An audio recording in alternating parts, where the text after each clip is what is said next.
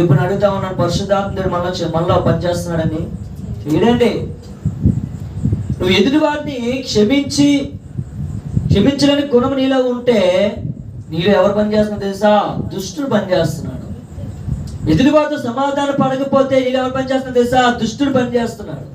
ఈరోజు క్రైస్తవంలోకి నేను వచ్చానండి, నేను దేవుని సహవాసంలో ఉన్నానండి, నేను ప్రార్థన చేస్తున్నానండి, నేను బైబిల్ చదువుతున్నానండి, నేను భక్తి చేస్తున్నానండి, నేను 3 పూట్ల భక్తి చేస్తున్నానండి, నేను ముమ్మారు ప్రార్థన చేస్తానండి, పడుకున్నప్పుడు ప్రార్థన చేస్తానండి, లేచినప్పుడు ప్రార్థన చేస్తానండి, నా భక్తిని కాపాడుకుంటున్నాను అంటారు చాలా మంది. మంచిదండి. కానీ దేవుడు అడుగుతుంది ఏం తెలుసా? సమాధానం అనే బంధముతో నువ్వు కట్టబడాలి. ఈరోజు సమాధానం కోల్పోతా ఉన్నారండి చాలా మంది. భర్త మాట్లాడి భార్య పడలేదు, భార్య కోపంలో మాట్లాడి భర్త పడలేకపోతా ఉన్నాడు. సమాధానం ఎక్కడుంది? ఇంకా సమాధానం లేకపోతే ఎవరి మధ్యలోకి వస్తారండి? అపవాదం వస్తుంది.